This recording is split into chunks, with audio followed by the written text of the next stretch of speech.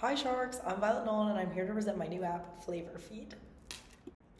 Today I'm asking for $250,000 for 10% equity in my business, and we will break down a little later what all of those numbers and where all this money is going to be going towards. But first, let me tell you what the app really is. FlavorFeed is a brand new social media app for finding, matching, and sharing recipes. So basically the concept of how the app works is that every user has their own profile where they are free to post and share recipes in the form of reels. And in order to find new recipes, you take a quiz. Whenever you're ready to cook a meal, you take a quiz and AI matches you with a whole feed basically of other recipes that you can watch, and you get to test out a ton of new things. The target audience for the app is younger millennials or millennials in general, anywhere from like 20 to 40.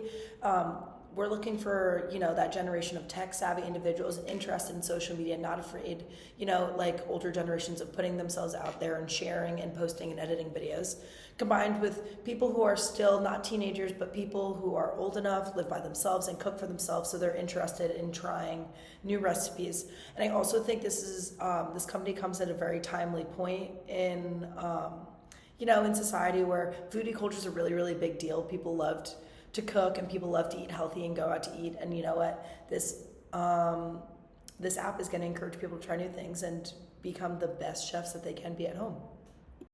So you may ask, why do we need this app? I mean, Instagram has food recipes, TikTok has food recipes, and there's websites dedicated to recipes like Epicurious. However, this is the only centralized app dedicated in the form of social media to dedicating, sharing, and posting recipes.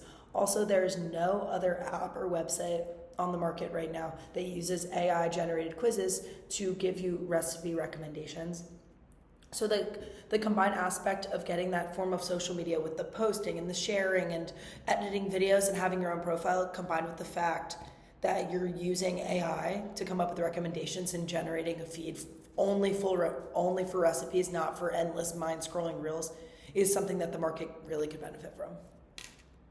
So everyone's favorite question, how are we going to make money? So here's the business model for the app. The app will come at a one-time purchase fee of $2.99 on the App Store or wherever you buy your apps. So that basically gives you a basic membership to having your own profile and gives you unlimited access to the quizzes and sharing. Now, we're hoping in the future with, and it also speaks to the scalability of the app, that we hope to basically extend a premium feature or premium membership that would go at an additional monthly cost after your one-time payment, where you would be able to experience it ad-free. Because on the normal app, every few scrolls, like any other app, you're going to get an ad or two just in order to build ad revenue. So with the premium version, you wouldn't have to deal with that. But that means we'd be making money either way, either with that continuous, we wouldn't lose out on ad revenue because we were charging the price for a premium version. And as I did research into this, it would make most sense for our company to hire someone like Google AdMob or Facebook Audience Network to be able to gather these ads at a quick pace in terms of getting this to market as soon as possible. So now I'm just going to run through a quick SWOT analysis that I did for the company so you guys can really see the future and why I do have it at a $2.5 million valuation. Those numbers don't just come by chance.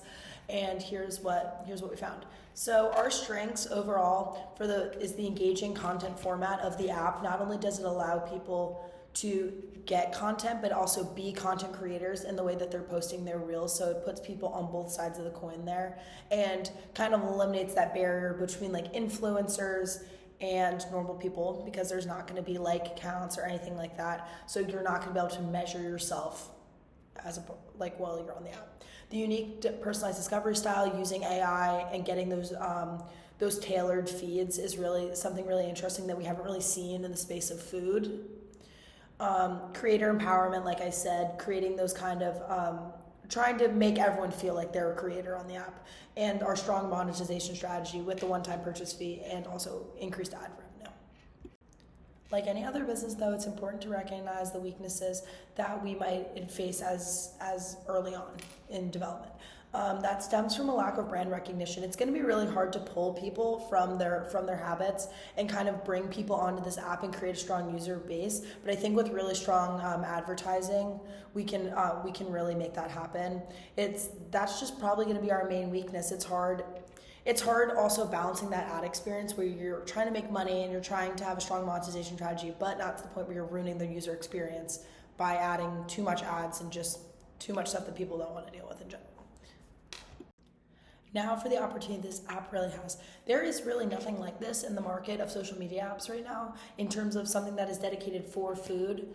We're talking about when LinkedIn first started. LinkedIn was the main social media for professionals. This will be the main social media for foodies and for chefs, because really it has everything that you need within a social media without creating that kind of competition and kind of negative connotation that does come with social media. And it allows us to kind of break into, it's a multi-billion-dollar business talking about food and social media, and combining those two, I really think we could make a big splash and make some serious money while doing it. Okay, so now to finish up our SWOT analysis, let's talk about some threats that the business might face in terms of development.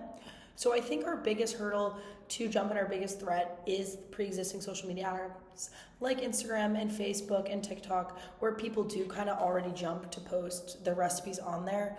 But I do think this is completely manageable because our format is going to really exclude all of the really annoying parts of your recipes and that kind of stuff getting lost in the shuffle of the social media apps. Those apps have everything that you could ever need on any topic out there. So it's really easy for food is food. So sometimes it can get lost in the shuffle. It just makes sense when there's probably, so many more exciting things that could be going on. But with our app, it is all food all the time, and it allows everyone to have, even playing field and have your recipes be heard and seen, because it's not likes that are determining what things are becoming popular. It's really the AI working and matching people with recipes that they think would interest them the most. And it gives every person the chance to not only be a creator and create their own recipes, but have successful recipes that are getting used and people are, incorporating into their daily routine, which is really cool. Okay, so let's talk through some possibly legal and regulatory issues that we might face in the development of the app.